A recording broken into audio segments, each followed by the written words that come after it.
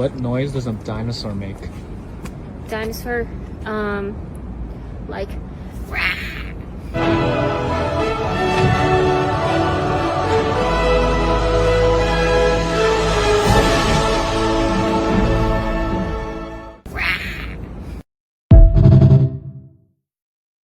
Big up everyone, man. Hope you're well. Views Tube, we're back, baby. Haven't done a video on here for a little bit. I've been busy, of course. A man of many channels.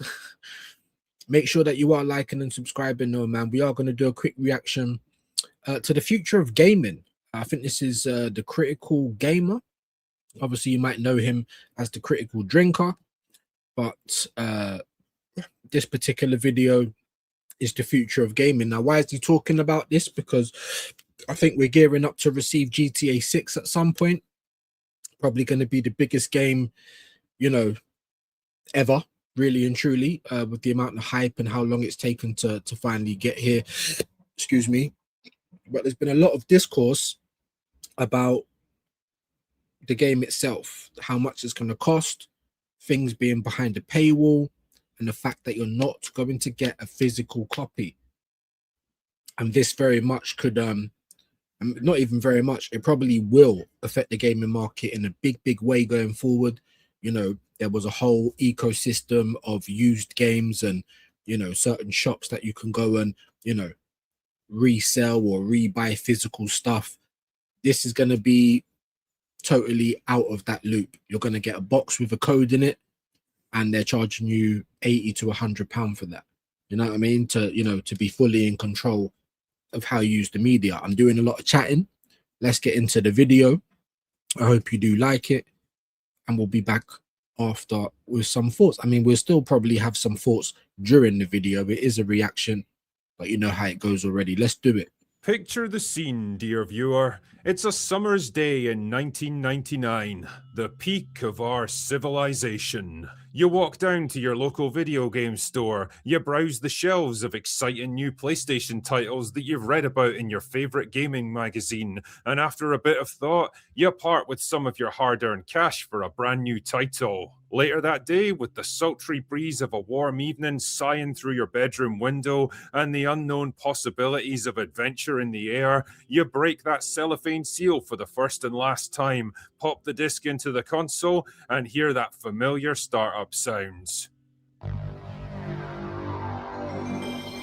Gonna say, if he's a bad boy, we're gonna get the opening. So who remembers this? This is giving me all types of nostalgia, man. This is what it was all about. This is what it was all about.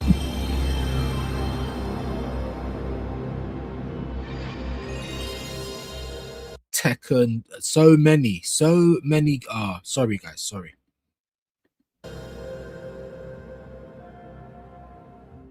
And that's it. You're ready to start gaming. No downloads, no patches, no installs, no monthly fees or rental agreements. For the rest of your days, that game is yours to play whenever you see fit. You take a sip of soda, settle back into your chair, and get ready for an evening of fun. Now fast forward a little. It's 2029 and you're sitting alone in your $10,000 a month one-bedroom studio apartment. No, I'm trying to say one bedroom. It's not even a one bedroom, it's just a studio.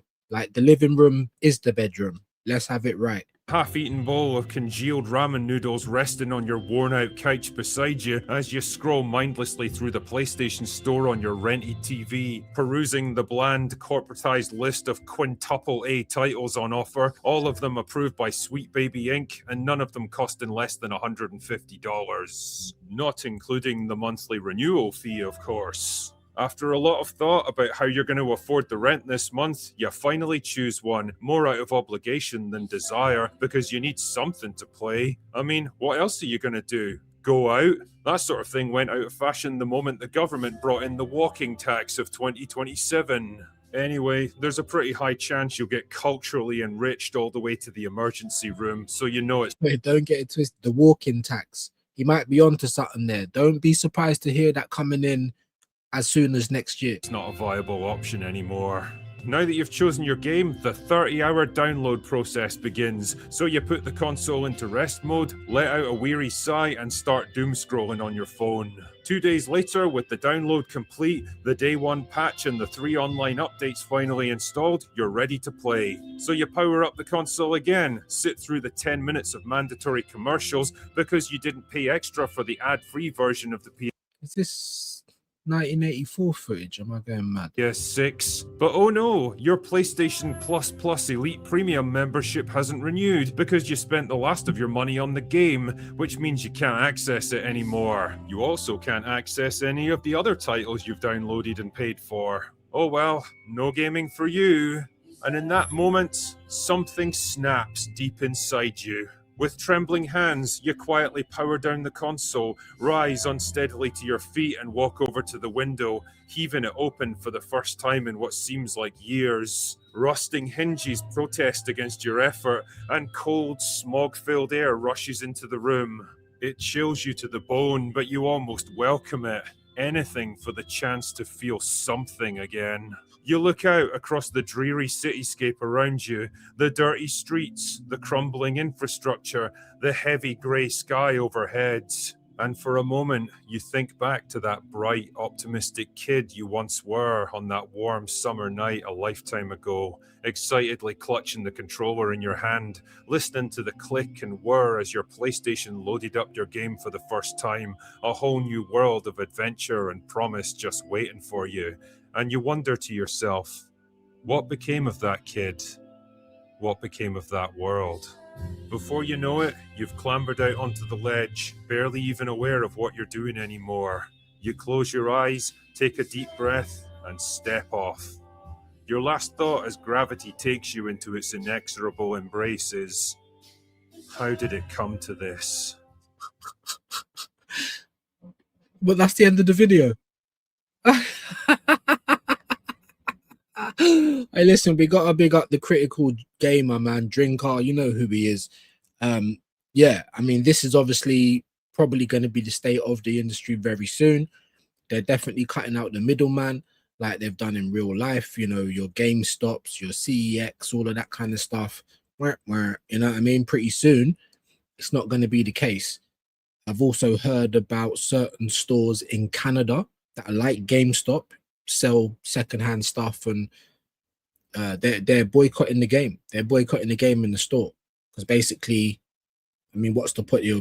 They're just going to be selling a box with a code in it, but ultimately, it's going to wipe out your GameStops and the like. Just a quick one today. I will try and get some more stuff done for you. If there's any requests, people, whether it's music, gangs, a certain video by a certain person, whatever it is, you let me know. But yeah, like, share, subscribe. GTA6 apparently coming at some point, but it's going to be like this, guys. There's going to be a paywall, so basically you're going to have to pay $100 or whatever that is in pounds, 80 to 90 pound. And it's a single player only, so the online ain't on it straight away either, apparently. And yeah, there's going to be things behind the paywall, so we're going to see how it goes. It's still going to sell big, in my humble opinion. But until next time, like, share, subscribe, and we'll see you again soon, people. What in the hell is going on? Excellent question, and the answer you're looking for lies right here. Who are you? Really? Really? I am just a figment of your imagination. Damn, what a gullible breed.